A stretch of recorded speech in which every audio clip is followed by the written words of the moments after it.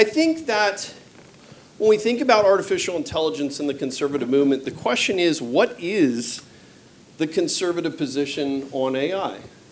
Right? I mean, when we talk about pro-life, we talk about gun control, we talk about national security, things of that sort, taxes, we sort of know where people are on a 90-10 scale in the conservative movement. But it's less so, I think, right now. Some people think that's because we're at a nascent state in AI. We're really not, obviously. Since 1956, we've had this term, and there's been an enormous trajectory more recently. But I think that the most important thing that I'd like to focus on is the narrative war over artificial intelligence, because whoever controls the policy and controls the culture and ultimately the people. I do work at Breitbart. I wear many other hats, but Andrew obviously famously said politics is downstream from culture. I think that tech elites believe that code is upstream from culture and therefore can control and affect the citizenry in a very direct and powerful way.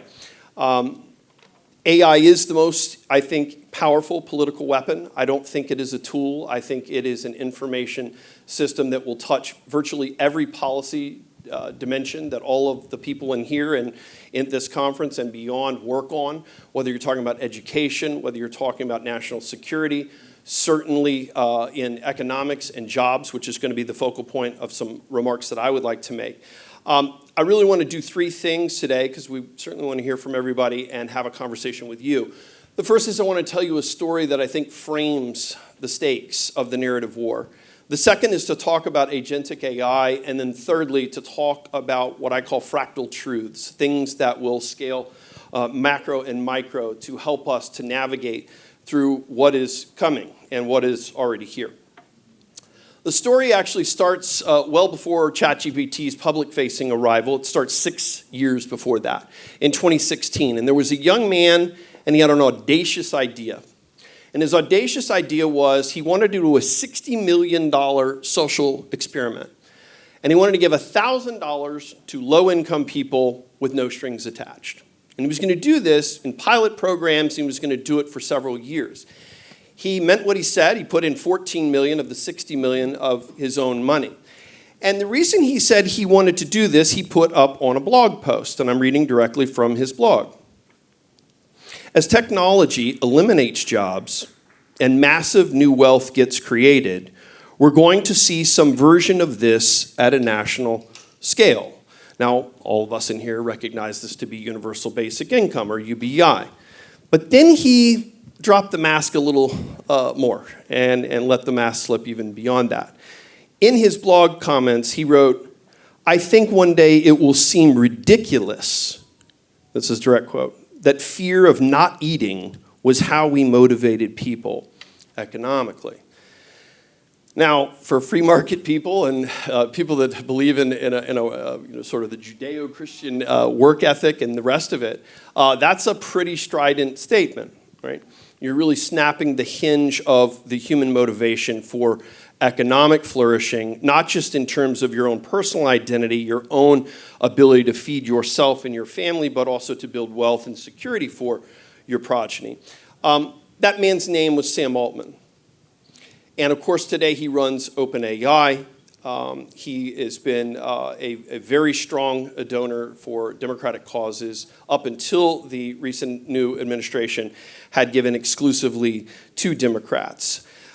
For centuries, America's soul thrived on free markets, powered by this notion of striving. And this question is now, is the mode of AI going to mean that work is outdated, dependency is progress, and leisure is the future? That really is the narrative war, and that's what I would like to talk about.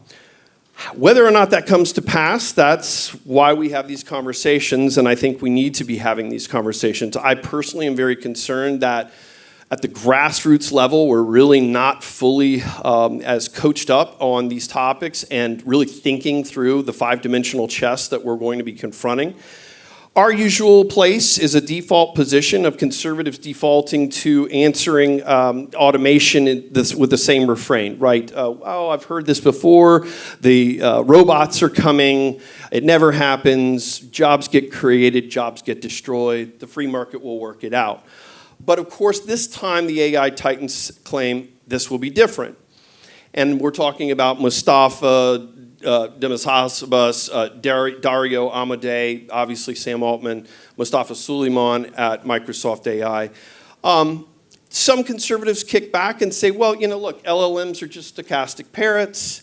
It's nothing but a fancy autocomplete, nothing to see here. Even Jan LeCun claims that an LLM is no smarter than your average house cat. This isn't going to be an economic threat the way that it's been postured. But of course, those who study AI and are certainly building it have quite a rejoinder to make. And that is the crux of the point, which is going to be agentic AI. And whether or not the promises we're hearing from, just recently, 2 months ago, Anthropic's Dario Amodei, saying that you're going to see the vaporization of 50% of white-collar entry-level positions. Many of the young people in this room, many of us have children or are having families, and that is a big concern there. If you've played with agentic AI, you might, again, feel like, well, it's very nascent. We've still got all these problems with hallucinations. You're going to have all sorts of issues with permissions. And the rest of it, whether you're talking about Perplexity's Comet or OpenAI's Operator. But here's the narrative plot twist for us, I think, politically. It almost doesn't matter that reality in the short term. The narrative war is, can you convince people that job displacements at scale are imminent and inevitable? And you know that this is the move the left has made because they're not hiding it. They're literally saying, as Ilhan Omar said, COVID was just a dry run for UBI. Right? We got people used to mailbox money, and now that we've seeded that terrain, it's time for the three-day work week, 4-day work week. We're seeing Bill Gates seed that narrative as well. Obviously, Bernie Sanders, AOC, and others are doing a lot of what we've seen European counterparts move toward work replacement through automated agentic AI. And so we're going to have to see if that really comes to pass, right? I tend to believe that agentic AI is not just marketing hype. Again, just to be clear, I'm not talking about workflow chaining with Zapier and N8N and Make and things like that. I'm talking about actual autonomous end-to-end work replacement. So what do we need to be doing as conservatives in this narrative war? What do we need to be thinking about? I just want to leave you with 5 things and then listen to some very bright people. The first is, I think that in this era, we are entering a code red era for conservatives. Code red as an alert flare, but also code red, we need a code. We need to have a unified position. We just heard about the importance of having that central North Star vision. I think in politics, if you believe that AI is like fire and that it can burn down a civilization or warm a person a meal, particularly narrow AI, which all of you use, 99% of people use AI, whether they know they do or not, your weather app, your Netflix algorithm. We're not really talking about narrow AI. A lot of people are sort of fine with that. We're talking about the big stuff. But if you believe that it is like fire, then the torchbearers are going to matter. And so we should understand that we will have wide pendulum swings based upon political shifts. I think the second thing is in education. And I'm looking forward to hearing my colleagues' thoughts on this, because I think that kids are not going to just be able to be taught to find jobs. They're going to have to be taught to create them. My personal view, and shout out to the classicist over here, Spencer, is that the trivium is still the basis, but I think we could have 2 silos on top of that, an entrepreneurial layer as well as an AI layer. I think white-collar jobs are really at risk long-term, and by that I mean 5 to 10 years, probably less. The Moravec's paradox, this idea that things that we find hard are easy for machines and vice versa, is true. And so white-collar jobs tend to be more at risk than the blue collar. The biggest threat, I think, for the people in the smart brains in this room that we will want to be tracking over the next several years with AI trajectory is the bureaucracy. I think the danger is invisible algorithms, AI-powered social credit, digital debanking, cancel culture, scan and ban technology like Mike Benz fights against, people that are very smart doing that work in the censorship space. And then I think the final thing is on a personal level.